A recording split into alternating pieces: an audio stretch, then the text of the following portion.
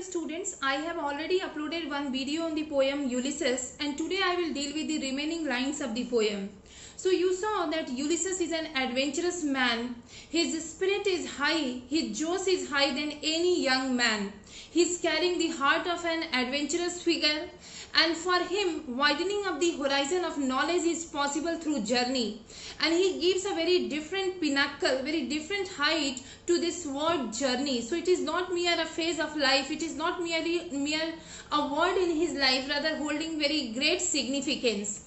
So you saw that poem is written in the dramatic monologue, and one after another poet is narrating his experiences, like how in the past he has experienced different things in his life, like bad and good, both the aspects he has realized. He has faced the storm of life, and sea is here symbolizing that darkness that he has experienced during his journey, during his sea voyages. So many such explanations we may do as per our understanding, and the line from where I have to take today, he addresses to the unidentified audience, and he talks about his son Telemachus. So Telemachus is the son of the Ulysses, upon whom he is actually giving his all responsibility of his kingdom, because he is the king of Ithaca. So he says that the patronizing element and the qualities of a king is better in my son Telemachus than in me. So let me take lines.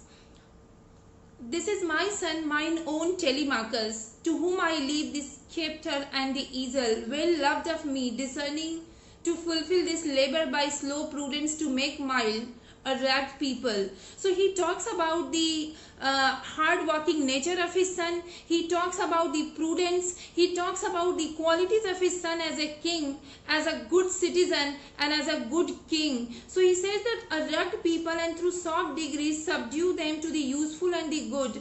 So he is having this power that he may civilize people of the Ithaca. He may teach them how to live life, and as you know that the duty of a king is what? Always to look after the people of that kingdom. So my son is better than me, and he deserves this post, this place of the king than me. So he says that most blameless is he, centered in the sphere of common duties.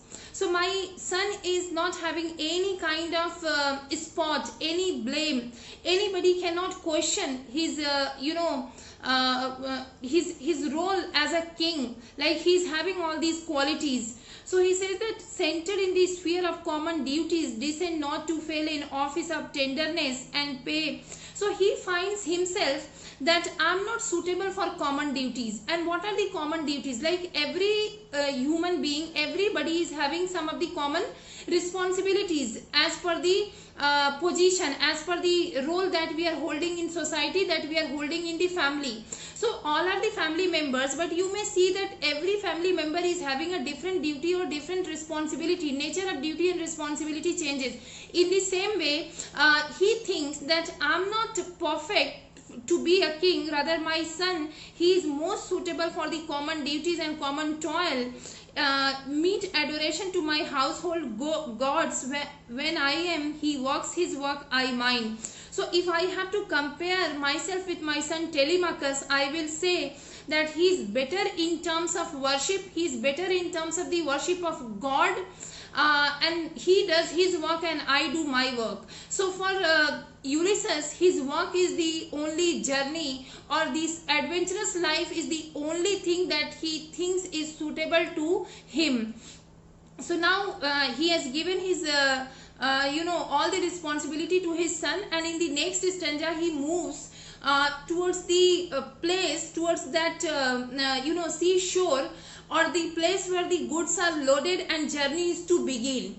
So he says that there lies the port, the vessel puffs her sail, there gloom the dark broad seas, my mariner soul that have toiled and wrought and thought with me. So here he addresses to those mariners, to those sailors with whom he spent many journeys, or with whom he did many journeys. So he says that goods are loaded, and here the broad sea is waiting for us.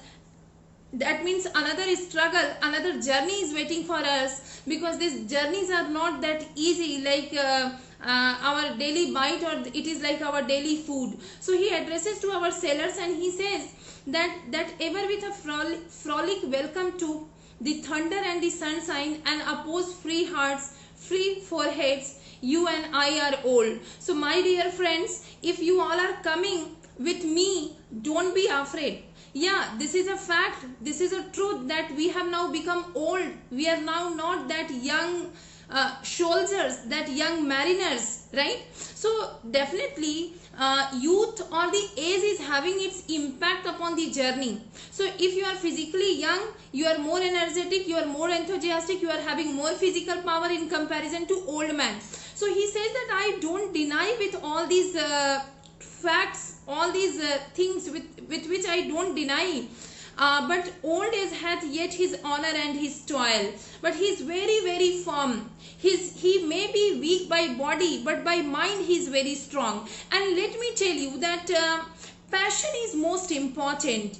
Energy is most important. When you are strong by your mind, you may win any battle of your life. So he says that I know that we are old people and we may experience some of the problems which are very natural in our course of journey.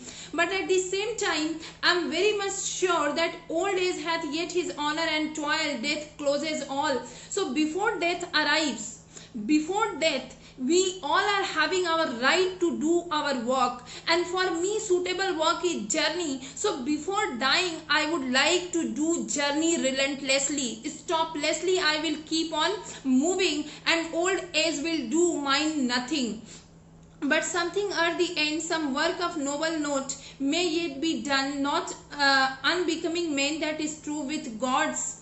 So we know that we cannot strive with God, we cannot change our fortune, we cannot battle with our fate, we cannot battle with our fated roles. But if we have wish or will or power to win, to struggle, then definitely we may struggle and we may have better learning in life. So it is best in fact for this man Ulysses to go away from Ithaca and to have journey till death arrives to him. So he says that the light begins to twinkle from the rocks, the long day wanes, the slow moon climbs, the deep moans round with many voices.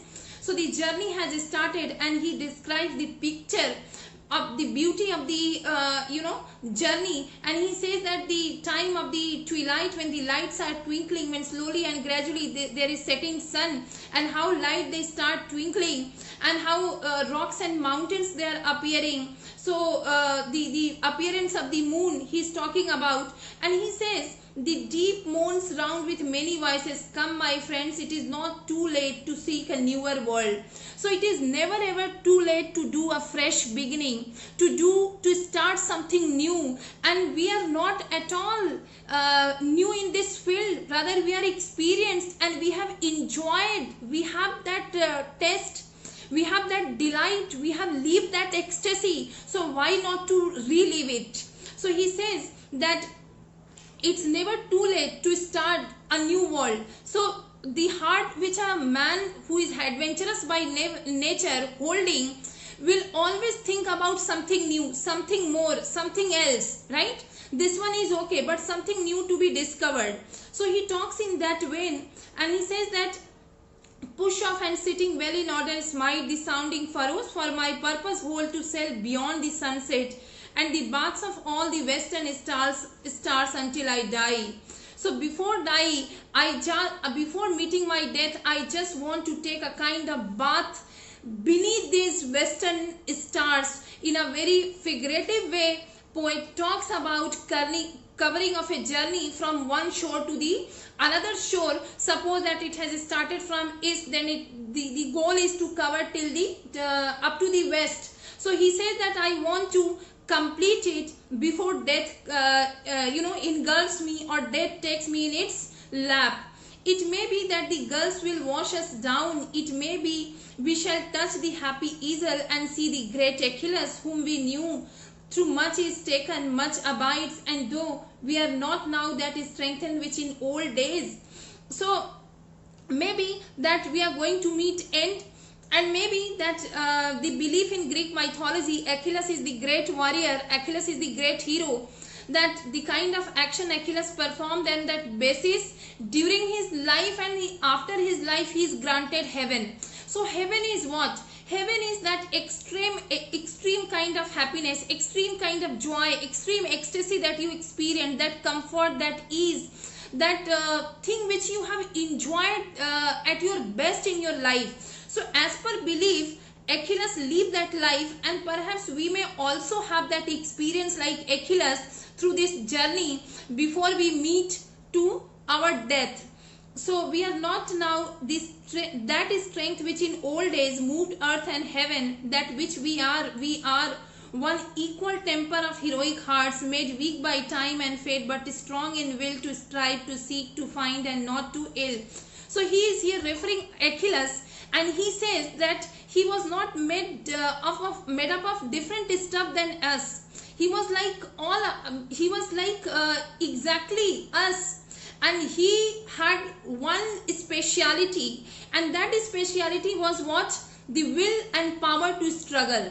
So you may be physically weak, your physical power, your physical strength, day by day it may decrease, but if you have power of will, power of mind, you will keep on striving, you will keep on seeking, you will keep on finding, and you will never surrender even in the adverse circumstances. So in fact, C is the example, or C gives us the image of the adversity, and the voyagers are actually facing these adversities or circumstances in the life, and the goal is to win over these adverse circumstances. So like a struggler, like a voyager, he here sounds like an adventurous man, and ultimately he has started his journey, and the moral of the poem is that keep a strong heart and mind, then age will do nothing. Age is not going to wither your thought process till date you are alive. Otherwise death is the supreme power, and death will come to everyone on fated day or on decided day. So this is about your poem Ulysses. In case of any confusion you may ask. Thank you.